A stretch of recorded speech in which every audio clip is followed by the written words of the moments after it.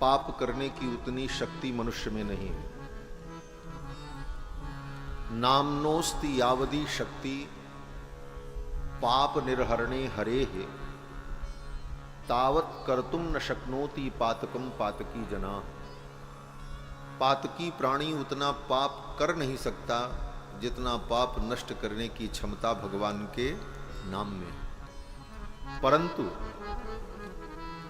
इसका अर्थ ये न समझें कि हमको तो बहुत बढ़िया वस्तु मिल गई, अब तो चाहे जितना पाप करें कोई चिंता नहीं है, नाम ले लेंगे काम चल जाएगा। यह सोचकर अगर करते हैं तो फिर उस पाप का प्रायश्चित नहीं होता। पश्चाताप के भाव से कि हमसे गलतियां हुई, अब हम ऐसी गलती नहीं करेंगे, इस पश्चाताप के साथ अगर भगवान के नाम का उच्चारण जीव करे तो उसके सारे पाप विनष्ट हो जाते हैं। और इस कलयुग में तो समय बहुत कम है, आधा जीवन तो सबका बीत ही चुका है और काम भी बहुत हैं, इतने प्रपंच हैं, क्या क्या करें। शास्त्र पुराण भी इतनी बातें कहते हैं कि सब बातों को सुनकर समझकर तब हम निर्णय करें कि क्या करना है, बोले तब तक जिंदगी खत्म हो जाएगी। बहुत सारी बातें तो कहते हैं कि समय कम है, करने के लिए बहुत कुछ है, उसमें भी अनेक प्रकार की समस्याएं हैं। शास्त्र काव्य अनंत है, क्या करें। तो गोस्वामी जी महाराज कहते हैं भगवान का नाम लो, भगवान के नाम से ही कल्याण होगा। अल्पतो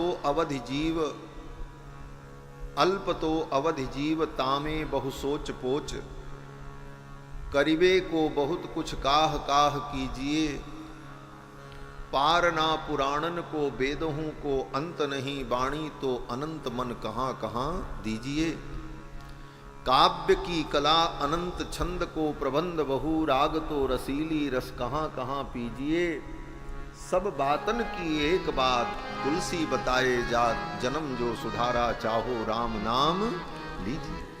भगवान का नाम लेते रहो, राम ही सुमिरिय गाई, राम ही संतत सुनिय, राम गुण ग्राम ही।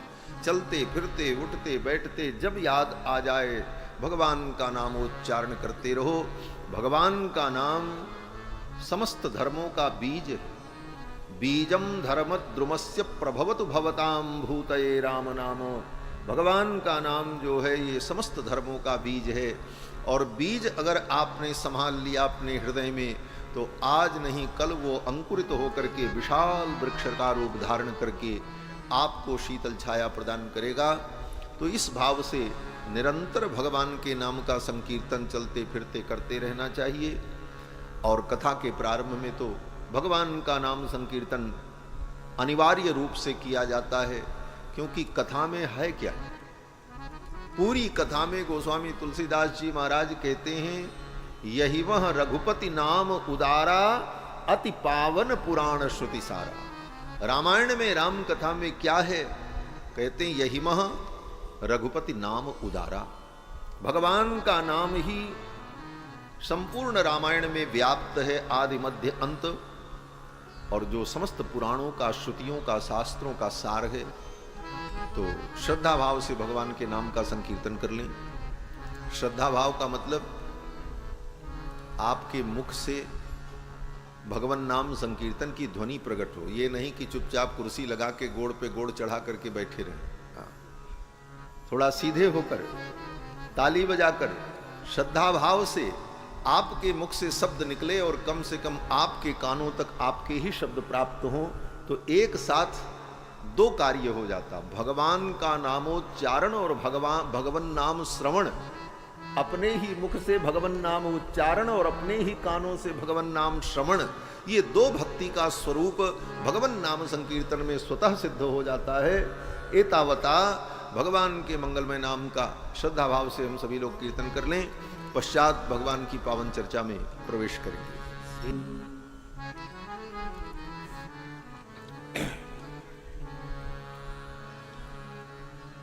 अनंत करुणा वरुणालय सौशील्य वात्सल्य आदि अनंत गुण गंभीर कौशल्यानंद वर्धन भगवान श्री रघुनंदन, जिनकी मंगलमयी कृपा के फलस्वरूप हम सभी लोग श्री रामायण के माध्यम से भगवान की मंगलमयी पुण्य गाथा श्रवण कर रहे हैं।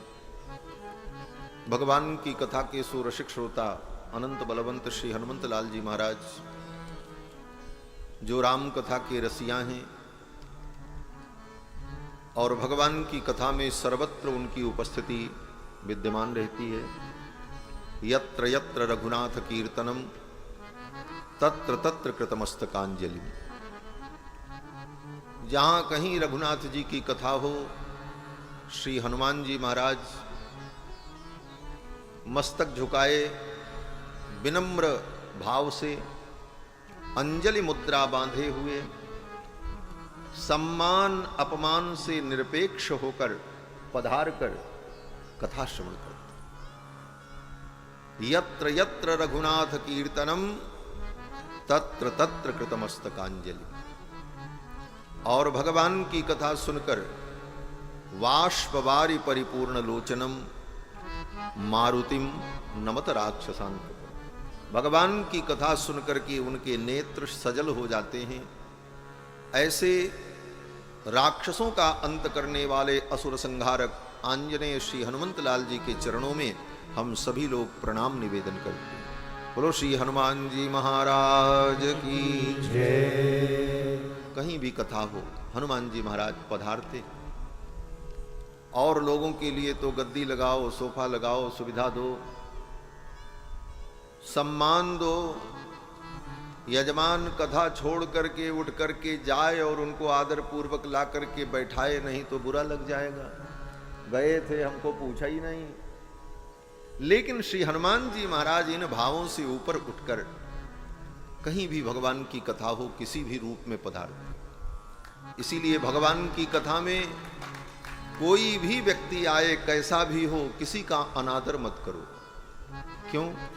बोले पता नहीं किस रूप में श्री हनुमान जी महाराज आए हैं, देवर्षि नारद आए हैं, वेदव्यास आए हैं, क्या ठिकाना। ये कथाएं ये केवल कहानी मात्र नहीं है, केवल कथन मात्र नहीं है। ये परम सत्य और वैदिक सिद्धांत है। जहां जहां भगवान की कथा होती है, दिव्यात्माएं, दिव्य पुरुष दिव्य रूप से आकर के भगवान के चरित्र का आस्वादन करते हैं, आनंद प्राप्त करते हैं।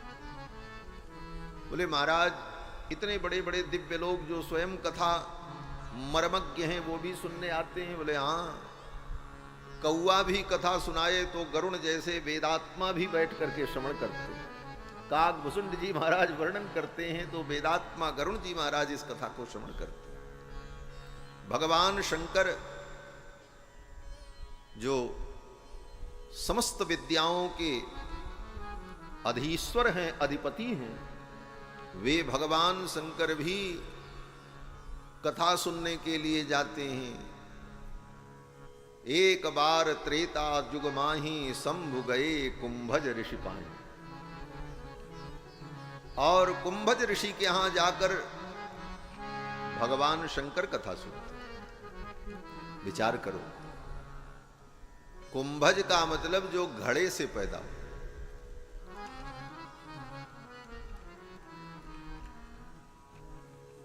घड़े से पैदा होने वाले कुंभज के पास जाकर जो कथा और ज्ञान के समुद्र हैं, कहां समुद्र और कहां घड़ा। समुद्र में कितना जल होगा, अब घड़े में कितना जल आएगा, इसी से ही अंदाजा लगा लो। लेकिन भगवान शंकर श्रद्धा पूर्वक बैठकर कुंभज ऋषि के द्वारा भगवान की कथा को श्रवण करते हैं। एक बार त्रेता युग माही, एक बार त्रेता युग माही, शंभु गए कुंभज ऋषि पाही, शंभु गए कुंभज ऋषि पाही, संगी सती जगत जननी भवानी, संग पूजे सती जग जननी भवानी, पूजे ऋषि अखिलेश्वर जानी, पूजे ऋषि अखिलेश्वर जानी। राम कथा मुनिवर बखानी, राम कथा मुनिवर बखानी, सुनी महेश परम सुख मानी, सुनी महेश परम सुख मानी।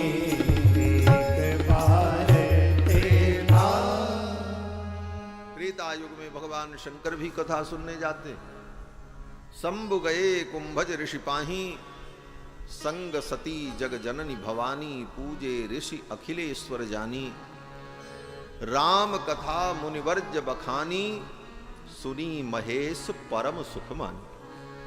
परम सुख का अनुभव करते हुए भगवान भोलेनाथ ने कुंभज ऋषि के आश्रम में जाकर ये कथा हमारे जीवन की व्यथा को दूर कर देती है और ये कथा हमें जीना सिखाती है। जिसके जीवन में कथा नहीं, जिसके जीवन में सत्संग नहीं, वो मनुष्य जी तो रहा है लेकिन पशु जैसा जीवन जी रहा है। वो समझ ही नहीं पाया कि ये जीवन मिला क्यों, हम कर क्या रहे, हमें करना क्या चाहिए।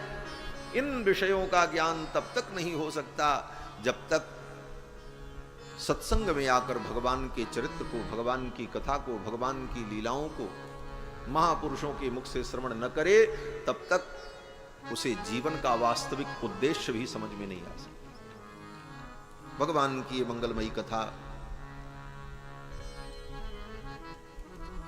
इसके मुख्य यजमान श्री रावेंद्र तिवारी जी, श्रीमती ललिता तिवारी जी, उनके सुपुत्रगण श्री मैथिली शरण तिवारी जी, सीता शरण तिवारी जी, मनोज तिवारी जी, अन्यान्य समस्त उनके परिजन पुरजन बंधुजन, मंच पर विराजमान समस्त आचार्य संत चरण एवं भगवत कथा रस रसिक, भगवत प्रेम पथ पथिक, धर्मानुरागी सज्जनों, श्रद्धामयी माताओं, भगवान की महती कृपा से हम सभी लोग विगत 4 दिनों से श्री रामायण के माध्यम से भगवान के मंगलमय चरित्र को श्रवण कर रहे हैं। ये रामायण हमें जीना सिखाती है, कैसे हमें जीना चाहिए। संत जन कहते हैं, देखो रामायण हमको जीना सिखाती है और भागवत हमको मरना सिखाती है। भागवत कथा हमको मरना सिखाती है, कैसे मरना चाहिए।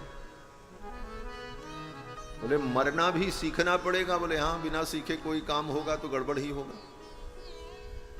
मरना पड़ेगा, आज नहीं कल, बचोगे नहीं, सब मरेंगे। लाख वर्ष जियो मगर मरना है, उम्र पैमाना एक दिन भरना है। तू आखिरियत मुहैया कर ले गाफिल, तुझे दुनिया से सफर करना है। ये सब यहीं धरा रह जाएगा और मरने के बाद ज्यादा दिन नहीं, मात्र 15 दिन के अंदर दुनिया भूल जाती है और अपने अपने काम में लोग लग जाते हैं।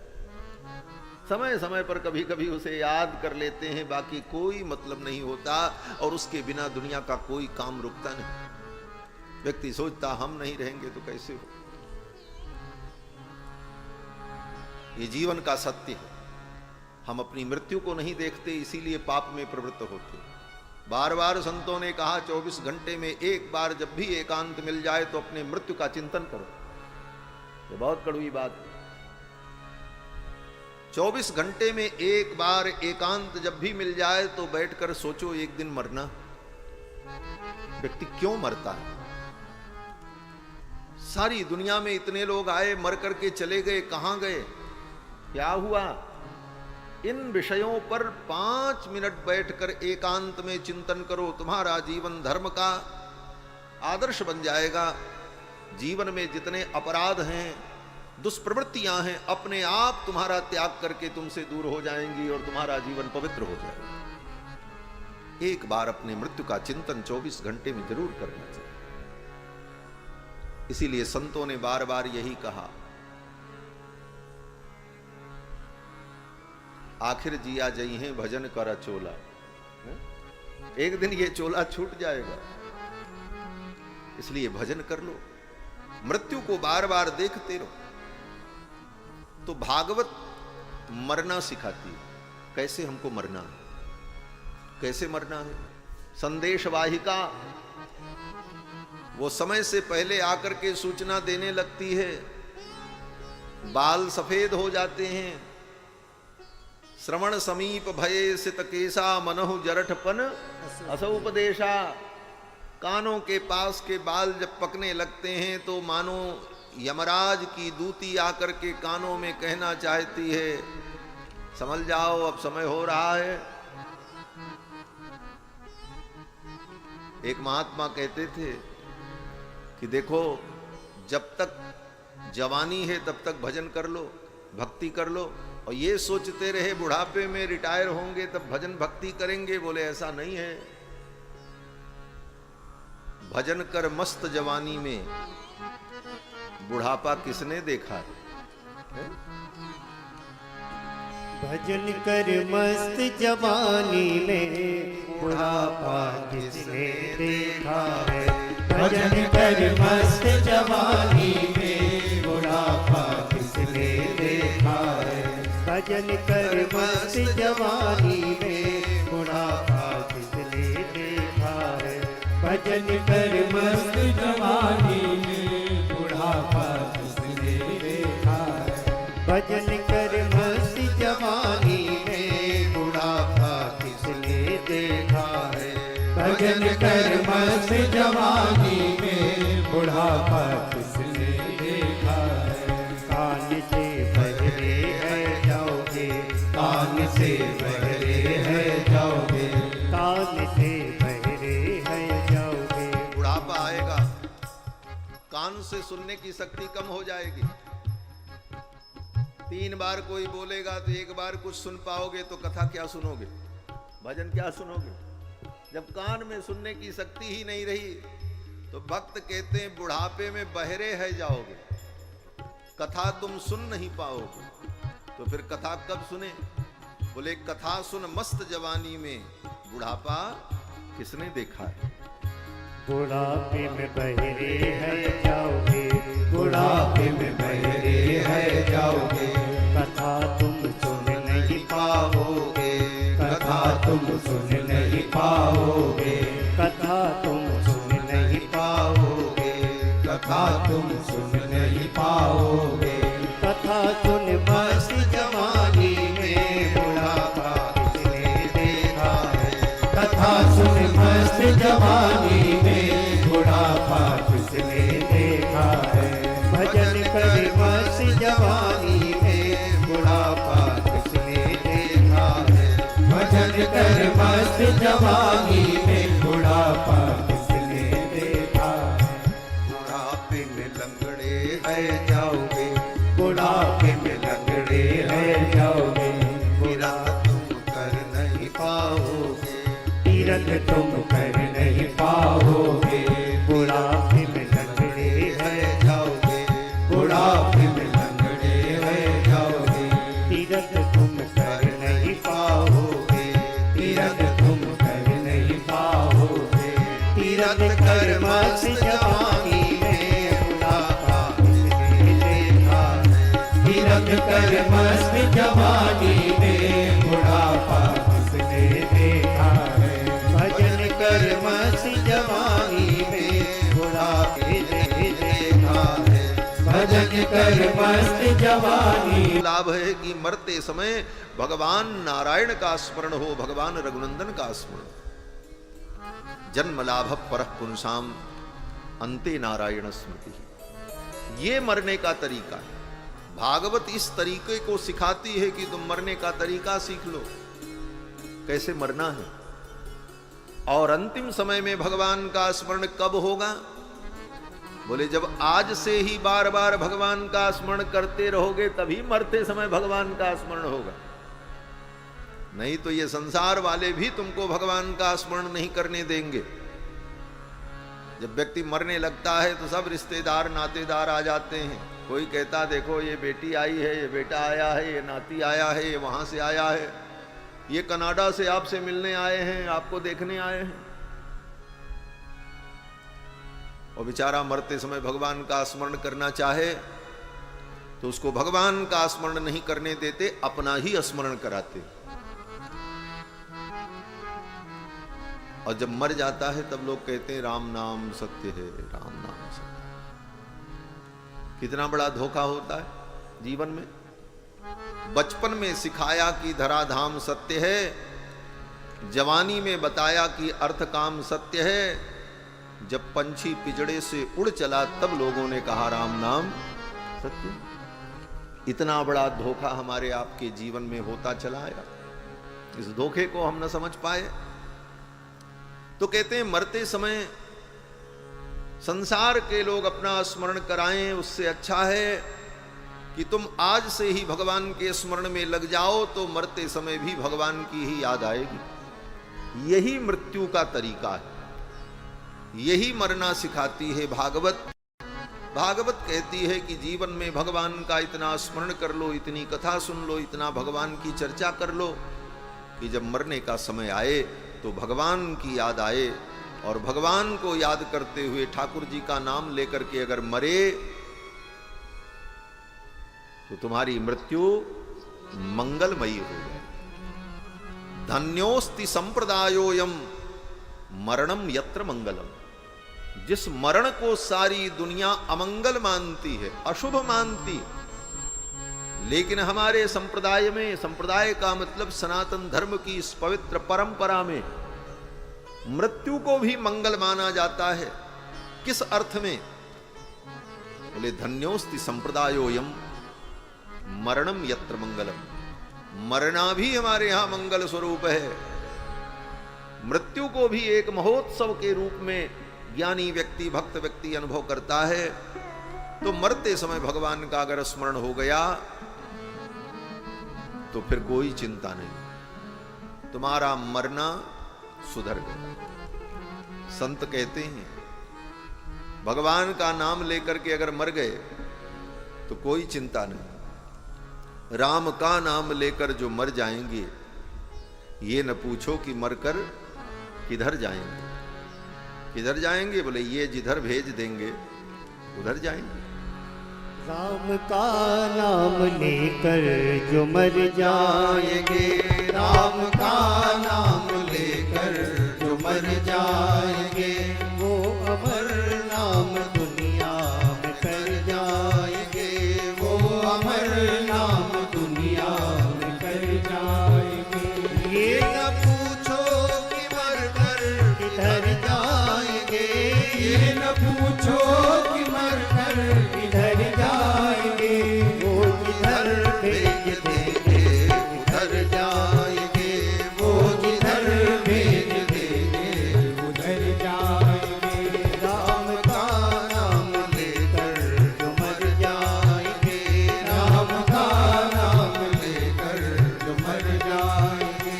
टूट जाए न माला कहीं प्रेम की, टूट जाए न माला कहीं प्रेम की, वो टूट जाए न माला कहीं प्रेम की, टूट जाए न माला कहीं प्रेम की। कीमती ये रतन सब बिखर जाएंगे, कीमती ये रतन सब बिखर जाएंगे। राम का नाम लेकर जो मर जाएंगे, राम का नाम लेकर जो मर जाएंगे। बात मानो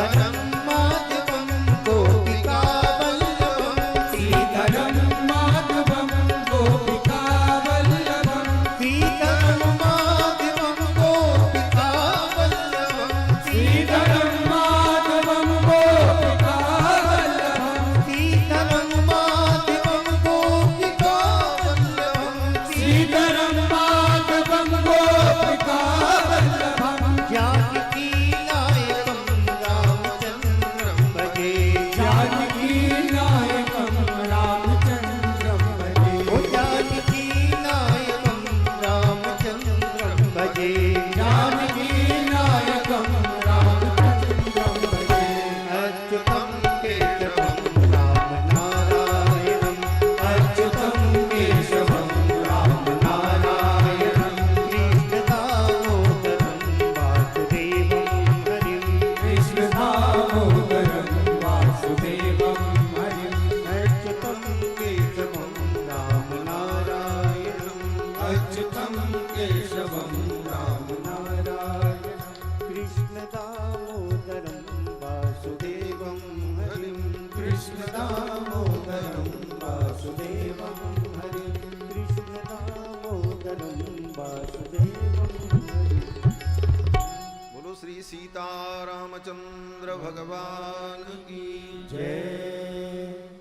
भागवत हमें मरना सिखाती है और रामायण हमें जीना सिखाती है, कैसे जीना चाहिए, जीवन में हम कैसे व्यवहार करें।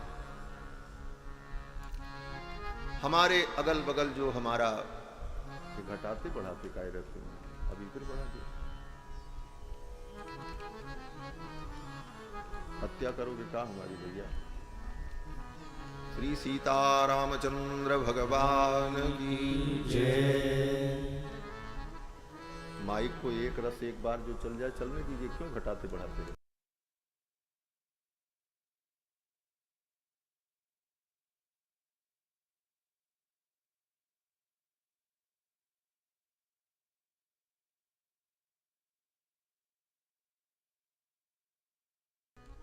ये रामायण हमें जीना सिखाती है, कैसे जीना है, जगत के व्यवहार में कैसे हमें सही दिशा को प्राप्त करना है, ये रामायण सिखाती है।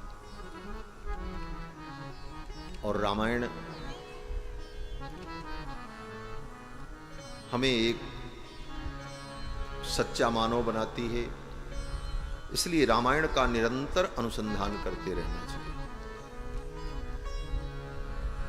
भाई के साथ हमारा व्यवहार कैसा हो, पिता के साथ हमारा व्यवहार कैसा हो, पत्नी के साथ हमारा व्यवहार कैसा हो, मित्र के साथ हमारा व्यवहार कैसा हो, इस व्यवहार को, इस जीवन को कैसे हम मंगलमय बनाएं, ये रामायण सिखाती है। इसलिए संतों ने कहा रामायण जीना सिखाती है और भागवत मरना सिखाती है। जीवन और मरण यही दो मनुष्य रूपी सिक्के के दो पहलू हैं, जीवन और मरण, यही दो किनारे हैं। और इसी दोनों किनारे के बीच में मनुष्य के जीवन की ये यात्रा चलती है। कल की कथा में आप सभी लोगों ने श्रवण किया कि भगवान श्री रघुनंदन मिथिला पधारे। जनक जी जब आए विश्वामित्र जी से मिलने के लिए,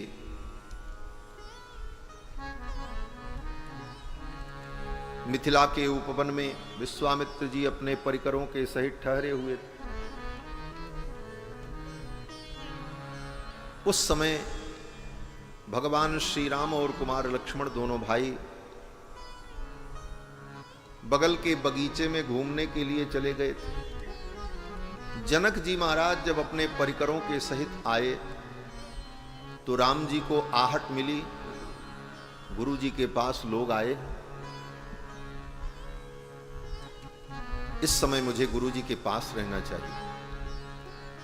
गुरु जी को कोई आवश्यकता लग जाए, कुछ कहना हो, इसलिए गुरु जी की सेवा में रहना चाहिए। शिष्य का यही धर्म है। जब गुरु जी के पास कोई आए उस समय शिष्य को आसपास ही रहना चाहिए, पता नहीं क्या कार्य पड़ जाए। तो भगवान श्री राम और कुमार लक्ष्मण चल पड़े और आए। और जब राम लक्ष्मण आए तो विश्वामित्र जी ने उनको बुला करके अपने बगल बैठाए। राम लक्ष्मण जब आए तो जितने लोग थे सब उठ करके खड़े हो गए, हतप्रभ हो गए राम लक्ष्मण को देखकर। और उससे भी बड़ी बात तो तब हो गई जब विश्वामित्र जी ने उनको प्रेम स्नेह पूर्वक बुला करके अपने बगल बैठाए। उसी समय भगवान श्री राम कुमार लक्ष्मण पहुंचे। सबने देखा, सबके लोचन सजल हो गए। जनक जी महाराज ने पूछा, ये कौन है? विश्वामित्र जी ने परिचय दिया कि ये अयोध्या के राजा चक्रवर्ती सम्राट महाराज दशरथ के पुत्र हैं, मेरे यज्ञ की रक्षा के लिए आए। और हे राजन, अब आपके यज्ञ में, आपके यज्ञ का दर्शन करने के लिए, किंवा आपके यज्ञ को पूर्ण करने के लिए आए। फिर तो जनक जी महाराज बड़े प्रसन्न हुए। जनक जी महाराज भगवान को देखकर प्रेमानंद में डूब गए। नृपति विदेह जी को ब्रह्मानंद बहिगो, बहिगो कहते हैं, बिंदु कवि प्रेमानंद सिंधु बीच बूढ़ी बूढ़ी। बिंदु कवि प्रेमानंद सिंधु बीच बूढ़ी बूढ़ी, नृपति विदेह को ब्रह्म ज्ञान बहिगो। राजा जनक का जो ब्रह्म ज्ञान था, रघुनंदन के मधुर माधुर्य रूप को देखकर उनका ब्रह्म ज्ञान बह गया। और जनक जी ने यही कहा, इनहि बिलोकत अति अनुरागा, बरबस ब्रह्म सुख ही मन त्यागा। जनक जी का मन संसार के किसी वस्तु, व्यक्ति, सौंदर्य, साधन, किसी चीज में कभी आसक्त नहीं हुआ।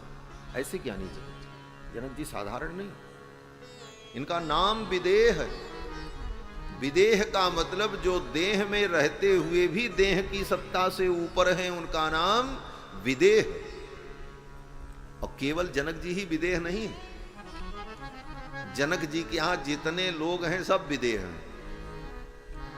सब विदेह पद पूर्ण आत्मविद्या के पंडित। मिथिला में जो हैं सब विदेह पद पूर्ण है, सब आत्मविद्या के पंडित हैं। आत्मविद्या की नगरी ही जनकपुरी। उपनिषद उठा करके पढ़ो, पुराणों को पढ़ो, महाभारत को पढ़ो। बड़े बड़े ज्ञानियों ने जनक जी के पास जाकर के जनक जी से उपदेश ग्रहण किया।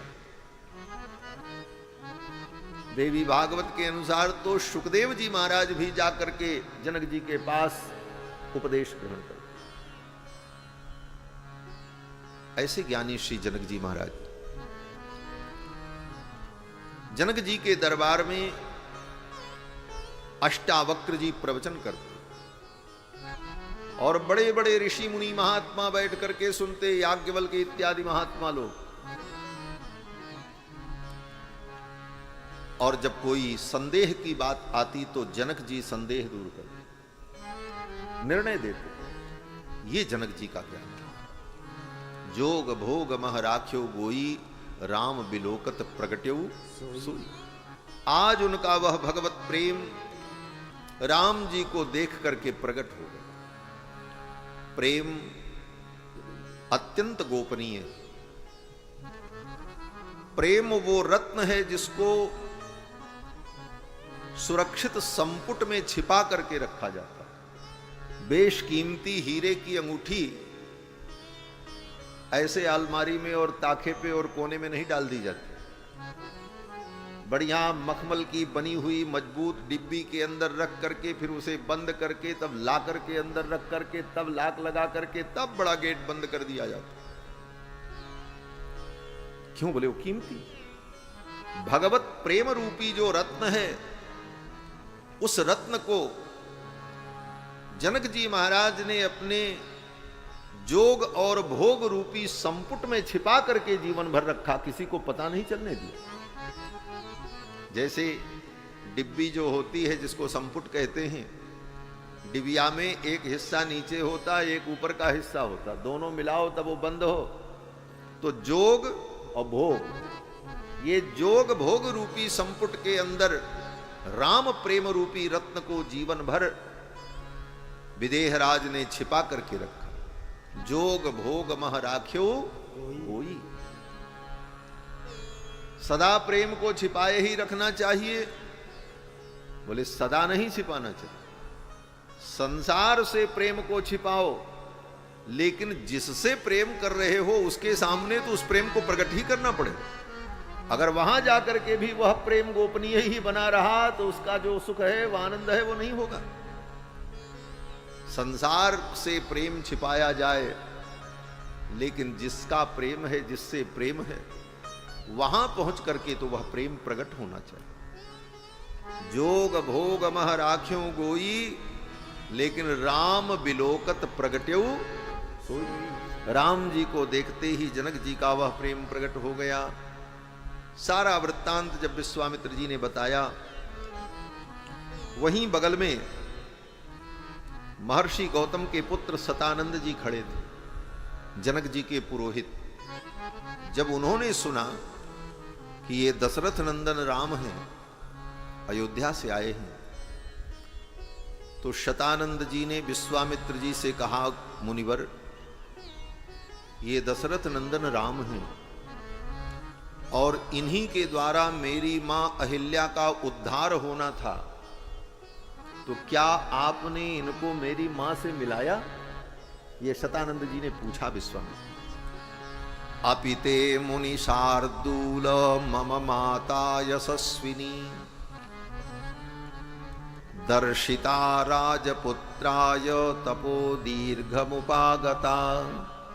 दीर्घ काल से तप करती हुई, अपने जीवन को तपाती हुई मेरी मां इनकी प्रतीक्षा कर रही हैं। क्या आपने इनको मेरी मां से मिलाया? दर्शिता राजपुत्राय। विश्वामित्र जी ने सारा वृत्तांत बताया। इनके दर्शन मात्र से अहिल्या का उद्धार हो गया। श्रीमद् वाल्मीकि रामायण के अनुसार अहिल्या के उद्धार के कारण को जब बताया था गौतम महर्षि ने, तो कहा था, अहिल्या को जब शाप दिया तो अहिल्या ने कहा, महाराज मेरा उद्धार कब होगा? तो महर्षि गौतम ने कहा कि यदा त्वे तद्वनम घोरम रामो दशरथात्मजः। जिस दिन इस वन में दशरथ नंदन राम आएंगे, यदा त्वे तद्वनम घोरम रामो दशरथात्मजः आगमिष्यति दुर्धर्षः तदा पूता भविष्यसि। जिस दिन राम यहां आ जाएंगे उसी दिन तू पवित्र हो जाए। राम जी तुमको छू करके पवित्र करेंगे कि मंत्र पढ़ करके पवित्र करेंगे? बोले कुछ नहीं, राम जी आए, उनका दर्शन होते ही तू पवित्र हो जाएगी।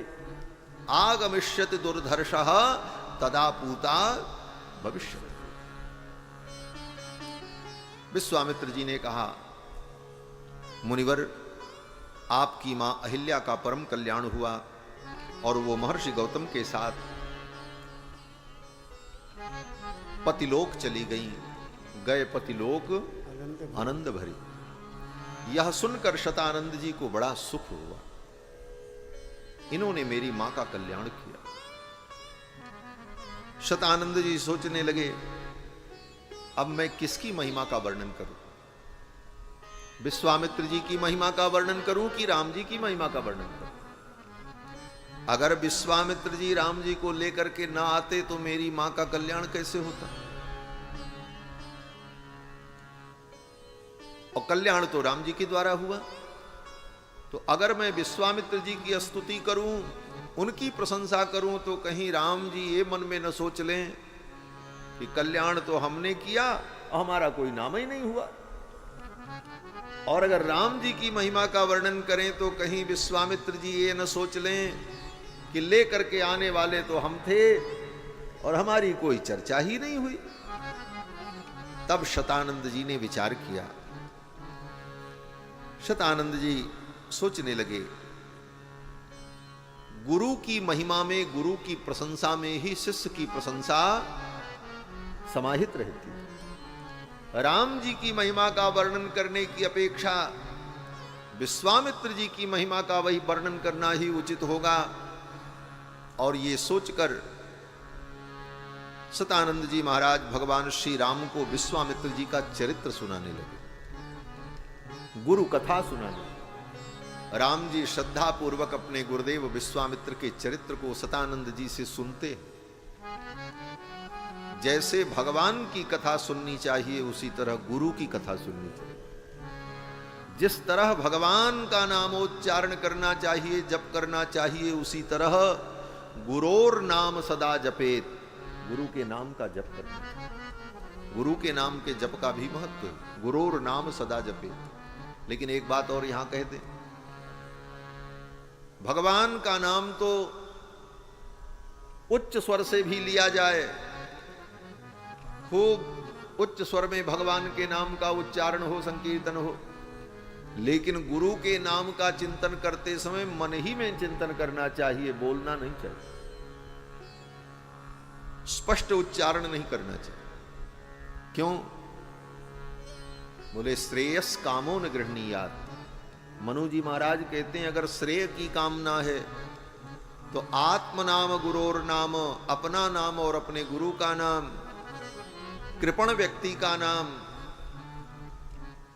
पति पत्नी एक दूसरे का नाम और अपने ज्येष्ठ पुत्र का नाम, इन नामों का उच्चारण नहीं करना चाहिए। बड़ा बेटा हो उस बड़े बेटे का नाम लेकर के नहीं बुलाना चाहिए माता पिता। माता पिता कुछ उपनाम रख दें और उस नाम से बुलाएं। इसीलिए पुराने जमाने में बड़े बेटे को भैया, बाबू, बेटा यही सब कह करके बुलाया जाता, संबोधन होता। पति पत्नी का नाम न ले और पत्नी पति का नाम न ले। लेकिन आजकल तो फैशन हो गया, शहरों में तो महाराज वो बेशर्मी देखने को मिलती है कि डायरेक्ट नाम लेकर के स्त्रियां बुलाती हैं अपने पति को, और पति भी उसी तरह। पति पत्नी एक दूसरे का नाम न ले। और गुरु का नाम भी स्पष्ट रूप से नहीं उच्चारण करना चाहिए।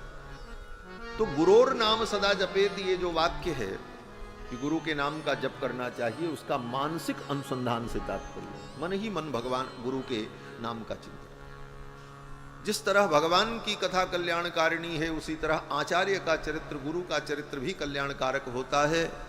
गुरोर नाम सदा जपेत, जैसे भगवान की सेवा से जीव का परम कल्याण होता है, उसी तरह गुरु के कल्याण सेवा से भी जीव का कल्याण होता है। बोले जब दोनों के सेवा से कल्याण होता है तो ये दो मार्ग क्यों है? बोले दो मार्ग नहीं, एक ही मार्ग है। स्वयं भगवान कहते हैं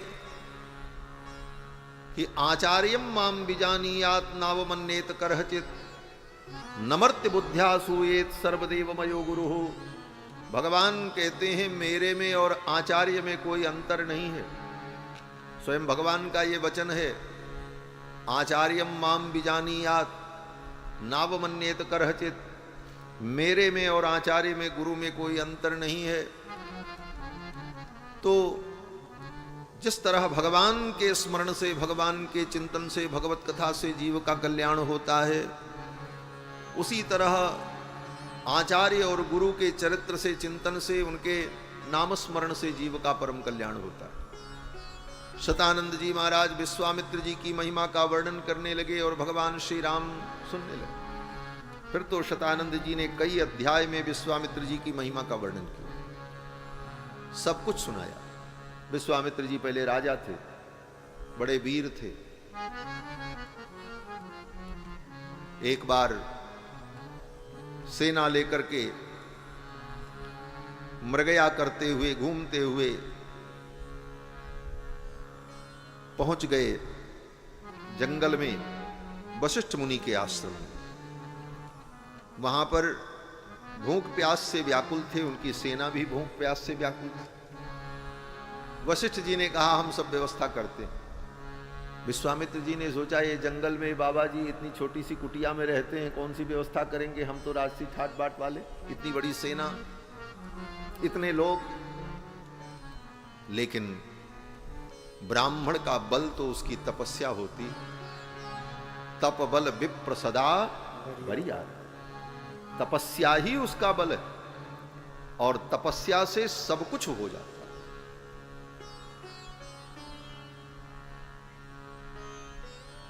विश्वामित्र जी महाराज अपने परिकरों के सहित जब पहुंचे तो वशिष्ठ जी ने संकल्प किया, अपनी कामधेनु नंदिनी से कहा द्वार पर अतिथि आए हैं, अतिथि देवो भव, अतिथि का पूजन करना ये धर्म है। हे देवी, इस धर्म के लिए, अतिथि पूजन के लिए जो जो वस्तुएं हैं उन वस्तुओं को तुम प्रस्तुत करो। वशिष्ठ जी की गौ, कामधेनु, नंदिनी, उसने सब कुछ प्रकट कर दिया। सुंदर महल बन गया, अनेक प्रकार की वस्तुएं प्रकट हो गईं, भक्ष्य भोज्य लेह चोष्य समस्त प्रकार के स्वादिष्ट पदार्थ प्रकट हो गए, सबके सुंदर बिस्तर लग गए, सब प्रकार की सुख सुविधा प्रकट हो गई। विश्वामित्र जी महाराज की संपूर्ण सेना, उनके परिकर सब सुखपूर्वक रहे। विश्वामित्र जी को समझ में नहीं आया, जंगल में इतनी बड़ी व्यवस्था इन महात्मा ने कैसे की। विश्वामित्र जी ने पूछा वशिष्ठ जी से, तो वशिष्ठ जी ने कहा कि मेरा सब कुछ, मेरे सारे संकल्प को पूर्ण करने वाली ये कामधेनु नंदिनी है, इसी के द्वारा मेरा सारा संकल्प पूर्ण हो जाता है। अब तो विश्वामित्र जी के मन में हुआ कि ये गाय तो बड़ी अच्छी है, ये अगर हमको मिल जाए तो हमारा तो राजकाज और दिव्य हो जाएगा, हमारी बहुत सारी चिंता दूर हो जाएगी। इतने बड़े राज्य को चलाने के लिए कर संग्रह करना पड़ता है, इतने नौकर चाकर, इतनी व्यवस्थाएं, बहुत सारे कार्य जिम्मेदारियां देखनी पड़ती हैं। ये कामधेनु मिल जाएगी तो ये अपने संकल्प से सब कुछ कर देगी, ऐसी वस्तु तो मेरे पास होनी चाहिए। विश्वामित्र जी ने कहा मुनिवर, ये गाय आप हमको दे दो, हम इसे ले जाएंगे। इसके बदले में आप जो कहो, आपको धन संपत्ति, हजारों गाय, जो कहो मैं आपको दे दूं। वशिष्ठ जी ने कहा एतदेव हि मे रत्नम एतदेव हि मे धनम। हे राजन, ये गाय ही मेरा रत्न है और यही मेरी संपत्ति है। एतदेव हि सर्वस्वम, ये नंदिनी मेरा सर्वस्व है। एतदेव हि जीवितम, और ये नंदिनी ही मेरा जीवन है। इस नंदिनी को मैं नहीं दे सकता। दर्शश्च पौर्णमासश्च यज्ञाश्चैवाप्त दक्षिणाः, मैं यज्ञ करता हूं, दर्श, पौर्णमास,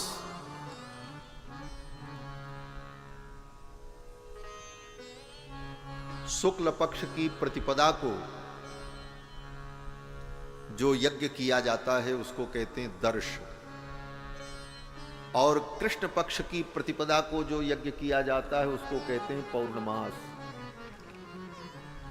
दर्श और पौर्णमास, ये दो यज्ञ हर महीने में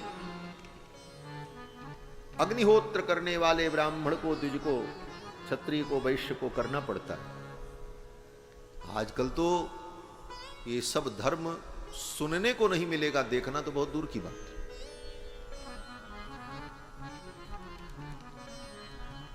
रामायण भागवत ये सब आप पढ़ लो, सब जगह आपको वर्णन मिलेगा। ब्राह्मण, क्षत्रिय, वैश्य, तीन वर्ण के लोग नित्य अग्निहोत्र करते थे। विवाह के पश्चात 5 प्रकार की अग्नियों की स्थापना अपने घर में करके आहवनीय, दक्षिणाग्नि, गार्हपत्य, सभ्य और आवसथ्य, ये 5 अग्नियों की प्रतिष्ठा करके इन 5 अग्नियों में प्रातःकाल सायंकाल दोनों समय आहुति करना, इसका नाम अग्निहोत्र है। नाम के आगे अग्निहोत्री कोई लिख ले, लेकिन अग्निहोत्र का मतलब क्या है उनसे पूछो। सरनेम अग्निहोत्री क्यों हुआ? कभी उनके पूर्वज अग्निहोत्र करते रहे, इसीलिए वो सरनेम उनके वंश में चला आया है। लेकिन आज जो अग्निहोत्री है उनको पता ही नहीं है अग्निहोत्र क्या चीज है। वेद कहता है कि यावत जीवम अग्निहोत्रम जुहियात, जब तक जीवन है तब तक अग्निहोत्र करो। तो अग्निहोत्र करने वाले व्यक्ति के लिए बड़े नियम होते हैं। पहले तो सायंकाल प्रातःकाल दोनों समय उस अग्नि में हवन करो, और सूर्योदय से पहले हवन होना चाहिए। अनुदिते जुहोति, कैसी भी परिस्थिति हो सूर्योदय के पहले उठ करके